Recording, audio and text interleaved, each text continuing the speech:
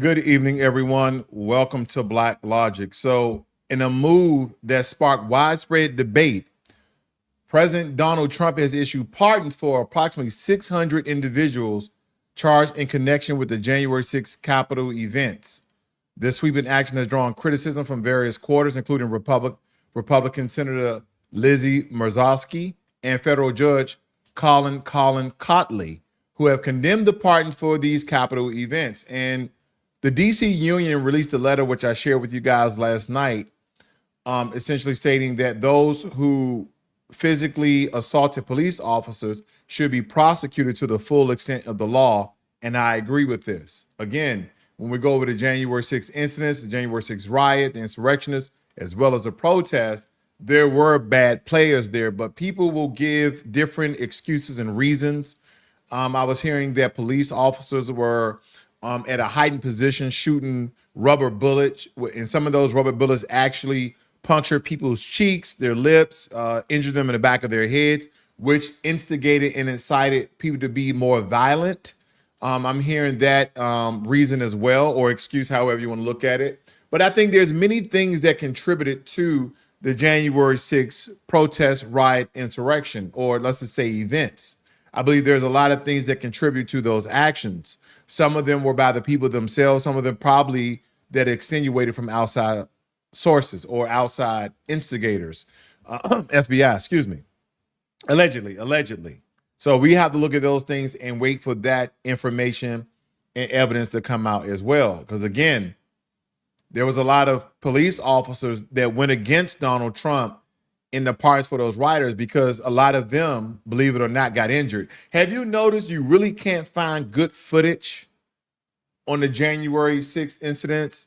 Like you may catch a clip here and there, and then sometimes you may see a clip that really encompasses all the actions that occurred that day. How you'll see some people just protesting, some people standing up on government property protesting, people breaking down windows and doors to get inside. Yeah, you see these various of incidents, but I wonder, I know someone right now is doing a documentary and they're going to have all this footage because as soon as things are released, people start collecting footage. So I can't wait, whoever does that documentary, and believe me, when I find out, I will make sure I let you guys know at first. It states here that Elon Musk White House advisor says OpenAI deal announced that White House is a sham. They said it's a sham. President Trump has unveiled the Stargate Project, an ambitious plan to invest $500 billion in artificial intelligence infrastructure across the United States.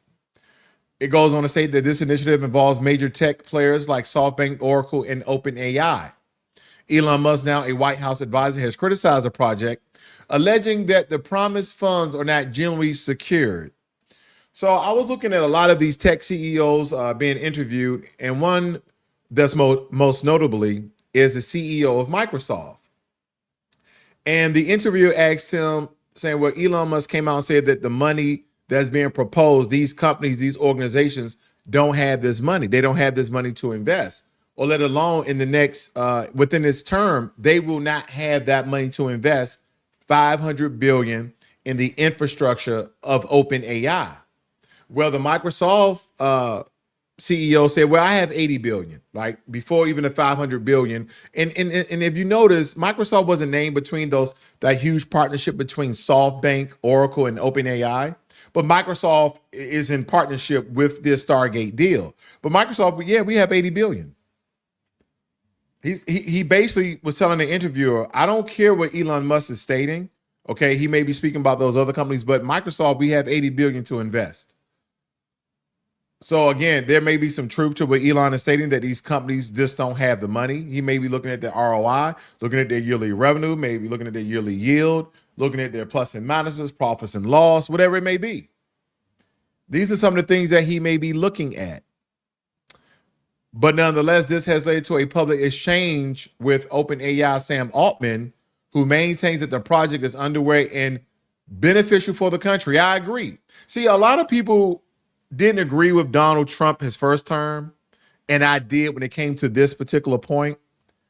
Remember, he's the one who spawned Space Force. I have a buddy that actually worked at Space Force, but again, as more countries and more private entities are deploying global satellites, and more countries are getting involved in this quote unquote space race of, modern technology, and people want to land on the moon and go to Mars and look 35 million light years ahead. We needed Space Force so we can have a jump. You don't want to be reactive being a country of this size and this power. You want to be proactive. And that's what Donald Trump was doing. So I can see how this open AI partnership with a government ran program like Stargate is very important. Because again, we don't know, eventually we're going to be traveling in space. I don't mean kind of the Stargate SG-1 or the Enterprise or Star Trek sort of way, but we may be traveling to other planets. We could be robots or human beings, but nonetheless, we're going to need a force, or we're going to need an organization in place so we can not only stay in the space race, but be ahead of it. So I think that significance, when I see that he do it, I was like, yeah, I think Space Force is absolutely needed. Absolutely needed.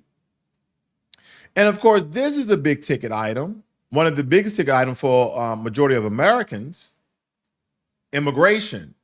Because we all know in a series of executive orders, President Trump has directed federal agencies to repel and repatriate and remove migrants, illegal immigrants at the U.S.-Mexican border.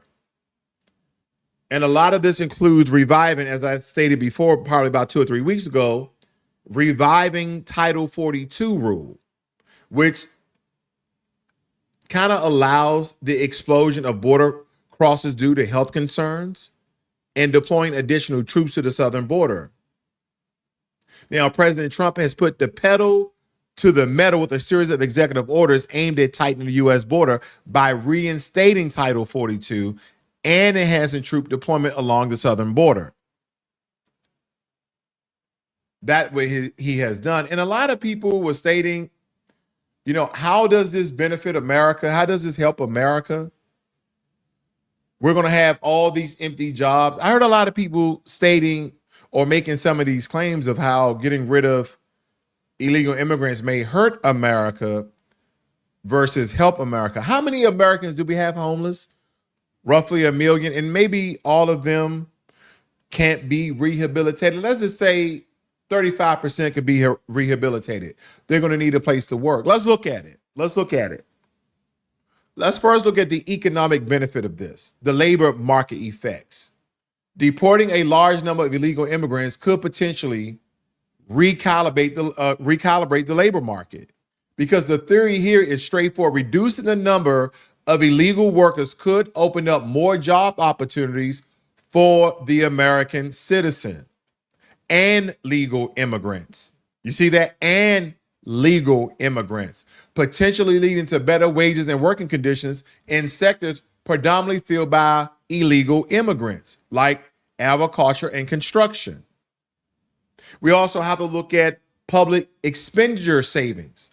Again, illegal immigration, though a lot of the Democrats would like to say that it contributes to taxes through consumption, and even facing fake Social Security numbers, what a lot of the illegal immigrants were doing, often don't have access to or don't contribute fully to the tax system. You don't even have a legal Social Security number, but yet we have Democrats stating that illegal people inside of our country are paying taxes. Wow. I never heard that before. You know what? We're going to put you in prison, but you're free. Huh? Say what? You're illegal in the country, but you know what? They're paying taxes though. So they are contributors. That's what they're stating. So by deporting a significant number of illegal immigrants, the government might reduce the strain on public services such as healthcare, education, and welfare programs. Because all of those programs that are meant for Americans, and again, I agree they are of a socialist nature, but Medicaid, parts of Medicare, and all other sorts of government health insurance subsidies, when it comes to government grants and government programs to lower education, to help you pay off education, welfare programs like EBT, all of these programs like SNAP, all of these were meant for Americans, but somehow legislation got revised And they also put in immigrants as well.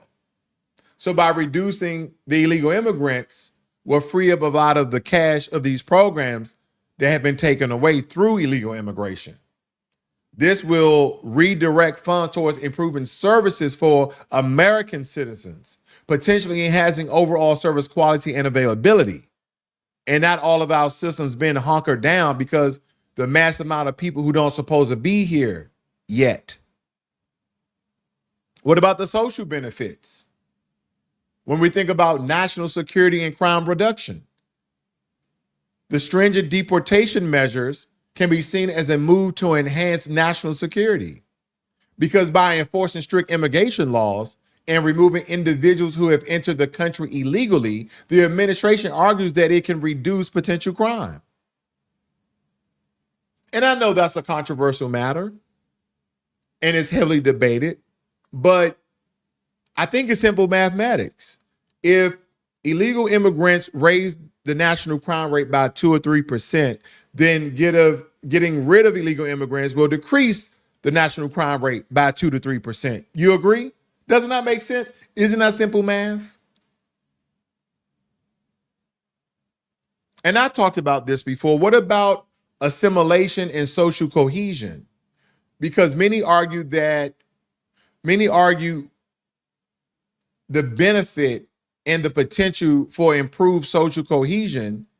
Advocates of deportation argue that by enforcing immigration laws strictly, it encourages a legal path to citizenship and may foster a sense of order and respect for the law, potentially leading to better integration of legal immigrants. But there's a flip side, and I've said this before, from a cultural standpoint. The American culture, right? Good, bad, and ugly all together. Nonetheless, two Americans can relate more so than an American and someone from a different country. Let me make it more personal. I can relate with a white American better than I can relate to someone from Nigeria. It's a different culture. Now, within American culture, we have subcultures. There's a sub-black culture. There's a sub-white culture. Then it's also based upon your region. Southern blacks have a different culture than northern blacks. But as all Americans, we celebrate the same holidays the same way. When we're talking about Thanksgiving, people come together around a table and we all have Thanksgiving. We all have a good meal. It doesn't matter what household you go to. The natural American holidays, when it comes to Christmas, people are gathered in family, having, meals, exchanging presents, usually around a tree or something that represents Jesus. These are simple American holidays. July 4th, Independence Day. We have a lot of them. Valentine's Day. So again, culturally, America is very different than any other country, as it should be. When you go to these other countries, they have a different culture. In Japan, they bow when they greet each other. That's part of their culture. Americans, we shake hands. What happens when you have 13 million illegal people that are inside the country illegally and know nothing about America? They know nothing about America. They know the Pledge of Allegiance, Star Spangled Banner. They don't know anything. They don't know the Constitution, Code of Conduct. They don't know anything about America.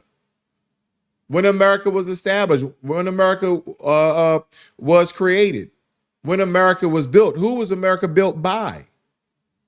Some of the basic things that we should be learning in U.S. history, illegal immigrants don't know that. So what happens? The country starts to transform from within, because we have incentivized people who are illegally to the country and they're working in our jobs and we're commingling. And shortly, the culture of America change. And then we start to look like other countries. Because people from other countries already come here, and I know you guys have seen it. They go to one area in that city, in that state, and they buy all the property. Now it's Little Africa, or Chinatown, or Korean Town, or Little India. They have all these places, and that's their God-given right because of the freedoms of the Constitution that has allowed people from other countries to not only be a citizen and be a resident, but make America their home. But again, when you have illegal immigrants, that cultural change of America happens very, very quickly. See, by having people to come in legally, they learn about America. They learn about our holidays. They learn about our history. So indirectly, they become just a little bit more American because they understand what we've been through as a country, the different transformations, the different phases, the different stages. They understand this. But when they don't have this information because they're not given a test and they're not being recorded with a legitimate Social Security number, then American, as we know, changes.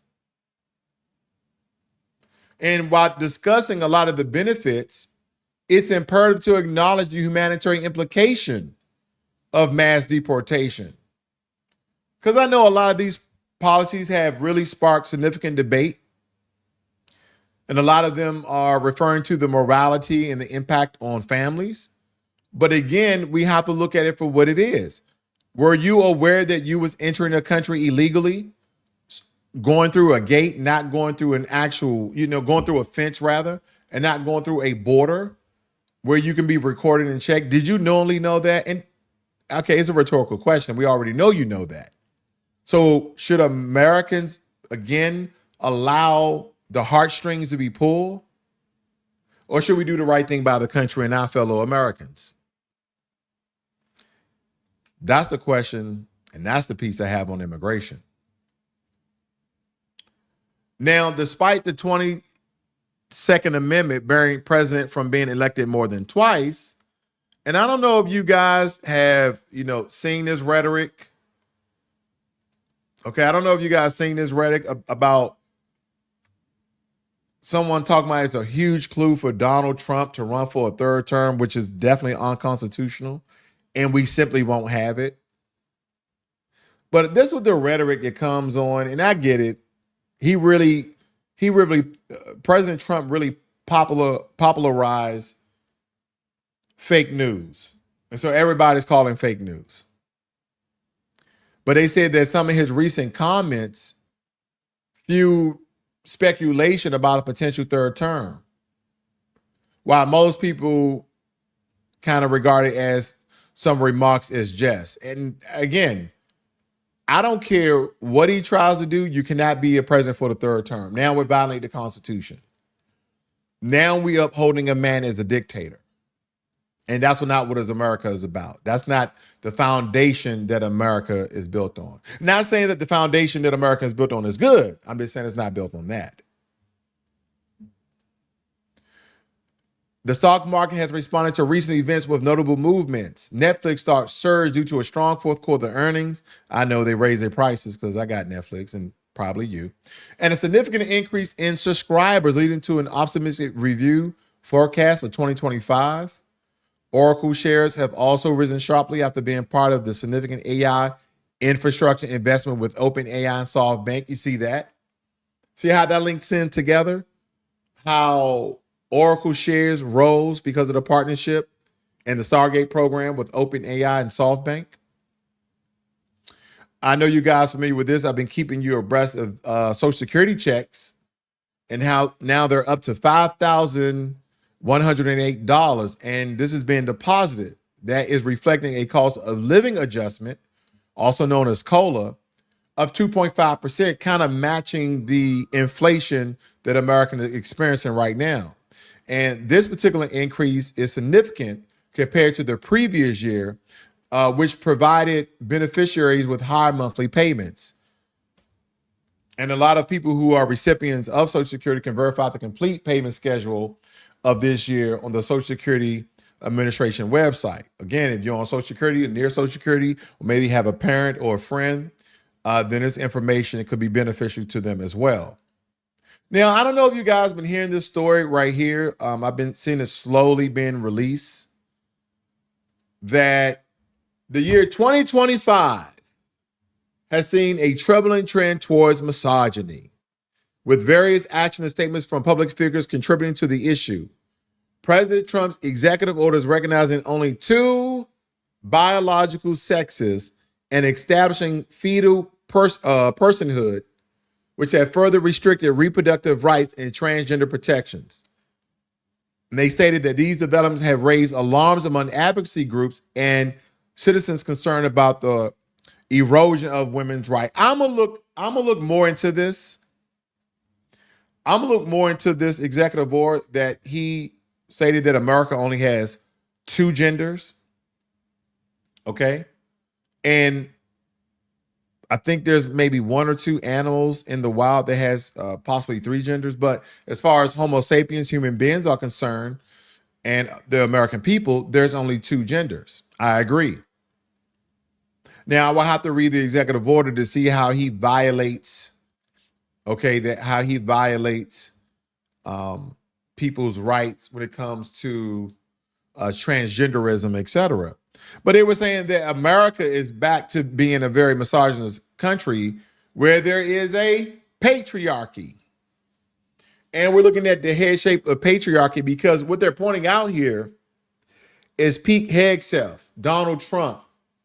I don't know too much about Mark Zuckerberg, and Elon Musk, but the main 2 is Donald Trump and Pete Hegseth. They were kind of pointing out that these 2 have had multiple sexual allegations. Pete Hegseth allegedly, I believe his ex-wife's sister was stating that he was abusing his ex-wife. But his ex-wife came out and made a statement saying, no, he was not abusing me physically, verbally, nor sexually. But nonetheless, you have a lot of these, as they state, misogyny because of the patriarchy that has been rebuilt. How they're wiping the legs off of feminism. Was feminism always a good thing, or is a good thing? Or